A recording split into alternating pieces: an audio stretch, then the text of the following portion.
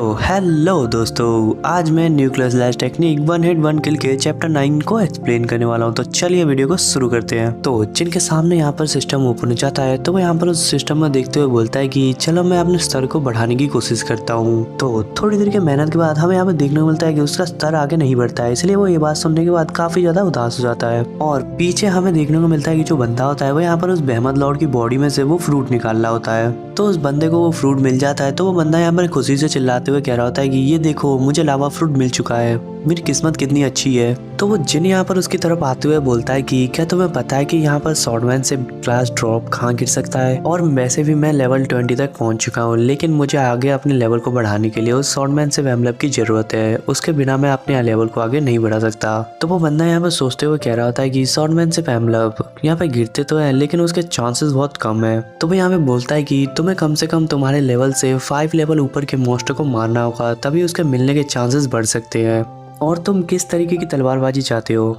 तो जिन यहाँ पर बोलता है कि एजिलिटी 62। तो वो बंदा यहाँ पर बोलता है कि नहीं, इसके मिलने के चांसेस तो और भी ज्यादा कम है। तो वो बंदा यहाँ पर कहता है कि चलो ठीक है, मैं तुम्हें वहाँ पे ले चलता हूँ। तो जिन यहाँ पर कहता है कि ठीक है, लेकिन तुम ये बताओ कि अगली जगह कौन सी है। तो वो बंदा यहाँ पर मैप में देखते हुए बोलता है कि हम घोस्टवुड वैली और सूखे हुए झरने की जाँच कर सकते हैं। तो हमें यहाँ पर लोअर डिस्ट्रिक्ट का सीन देखने को मिलता है। तो यहाँ पे एक बंदा कुछ तोड़ते हुए बोल रहा होता है कि पर हमें वो एम्बलम नहीं मिला तो इस रेडस्टोन सिटी में मेरे साथ तुम सब भी दफन हो जाओगे। तो उसके बगल में जो खड़ा बंदा होता है वो यहाँ पर उससे कहता है कि सर, इस एम्बलम को ढूंढना बहुत ही ज्यादा मुश्किल है, और इस उद्घाटन के बाद स्पिट ऑन वन को खोलने के लिए हमें फिर से 20 साल का इंतजार करना पड़ेगा। तो ली यहाँ पर गुस्से में आते हुए बोलता है कि तुम्हें जो करना है करो, लेकिन वो एम्बलम को मेरे पास लेकर आओ। तो एक बंदा यहाँ पर कहता है कि यंग मास्टर ली, एक परेशानी है। बंदा होता है कहता है कि मुझे यहाँ पे आते समय कई सारे फोन आए हैं और मुझे कहा गया कि अपर सिटी के मास्टरों का एक ग्रुप जल्दी ही प्रवेश करना चाहता है और कोई बंदा सिटी ऑफ डेड में घुस चुका है। तो ली यहाँ पर काफी ज्यादा गुस्से में आ जाता है और बोलता है कि क्या कहा तूने, मेरे ऑर्डर के बिना आखिर कोई कैसे जा सकता है वहाँ पे। तो ली यहाँ पर कहता है कि अगर उसमें कोई प्रवेश कर जाता है तो मेरी हैसियत का कोई मतलब ही नहीं रहता है, फिर जांच करने का क्या फायदा हुआ। तो वो बंदा यहाँ पर कहता है कि यंग मास्टर ली, मैं तो निचले जिले का एक मामूली आदमी हूँ, मैं आखिर उन्हें कैसे रोक सकता हूँ, और क्यों आप आगे नहीं आते हैं। मुझे विश्वास है कि आपकी स्थिति को देखते हुए पाइनियल फाइनेंसर ग्रुप आपसे बात करेगी। ली यहाँ पर ये सुनने के बाद काफी ज्यादा गुस्से में आ जाता है। जब वो यहाँ पे गुस्से में होता है तभी उसके पास एक कॉल आता है। तो वो अपने फोन को उठाते हुए किसी से बात कर रहा होता है। तो वो यहाँ पर कह रहा होता है कि सेकंड अंकल, ये मेरे पास ही है, लेकिन मेरे एक दोस्त का इन 2 दिनों में जन्मदिन है और उसने मुझे जोर देकर कहा है कि मैं उसके साथ घूमने जाऊँ, लेकिन मैं परसों तक वापस आ जाऊंगा।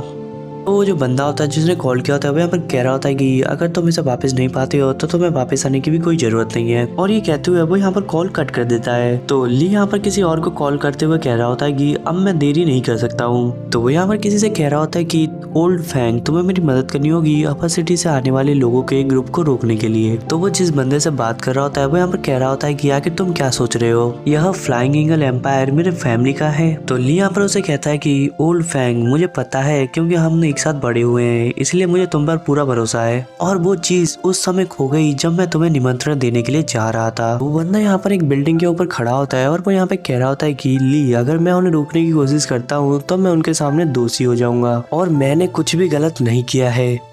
तुम पाइनियर फाइनेंशियल ग्रुप से मेरी जांच भी करवा सकते हो। हालांकि मैं उस जगह की जांच करने गया था जहां पर प्रतीक खो गया था, और धमाके वाली जगह अभी भी नीचे मौजूद है, बाएं और दाएं कोई भी रास्ता नहीं है, और अपना ख्याल रखना। ये कहते हुए वो यहाँ पर कॉल को कट कर देता है। तो जब वो यहाँ पर कॉल कट कर रहा होता है तभी हमें यहाँ पर देखने को मिलता है कि उसके बगल में से कोई आदमी पोर्टल ओपन करते हुए आ रहा होता है। तो यहाँ पर उसे देखते हुए फैंग कहता है कि ओल्ड जाऊ, क्या तुम्हें लगता है कि हम उस प्रतीक को वापस पा सकते हैं। तो ये जो ओल्ड जाऊ होता है वो यहाँ पर एक बूढ़ा आदमी होता है। तो वो बूढ़ा आदमी यहाँ पर कहता है कि परिवार के मुखिया हमेशा कहते थे कि आप दिल से किसी चीज को भी करते हो तो वो काम हमेशा ही पूरा होता है, और वर्तमान की स्थिति को देखते हुए इतना साफ है कि यान और इंतजार नहीं कर सकता है। और वो यहाँ पर आसमान में देखते हुए बोलता है कि परिवार का मुखिया पहले ही होली सिटी में जा चुका है, वो कह रहा था कि वहाँ पे कोई अननोन प्रतिभा है और यंग मास्टर यान तो बहुत ही ज्यादा लकी है, उन्हें तो आशीर्वाद भी मिलेगा। तो सीन शिफ्ट होने के बाद हमें यहाँ पर देखने मिलता है कि जिन ने यहाँ पर एक राइनो को मार दिया होता है।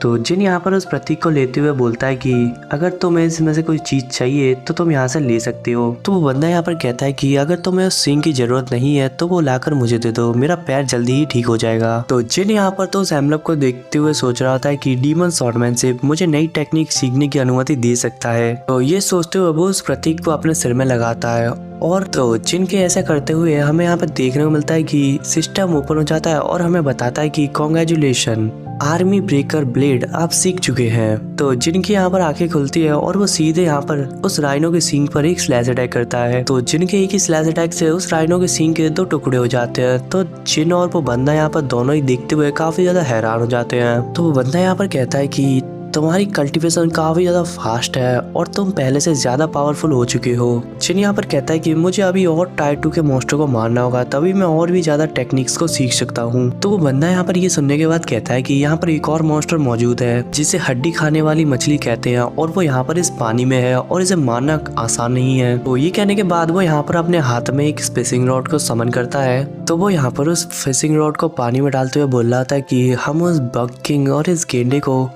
चारे की तरह इस्तेमाल कर सकते हैं और उसे पकड़ने की कोशिश कर सकते हैं। वो यहाँ पर ये कहते हुए हुक को पानी में डाल देता है और थोड़ी देर के इंतजार के बाद हुक में खिंचाव महसूस होने लगता है। तो वो बंदा यहाँ पर लाइन को टाइट करते हुए जिनसे बोलता है कि अब वो मछली मिल चुकी है। तो वो जो मछली होती है वो यहाँ पर पानी से उछलकर बाहर आती है और वो यहाँ पर काफी ज्यादा खतरनाक होती है।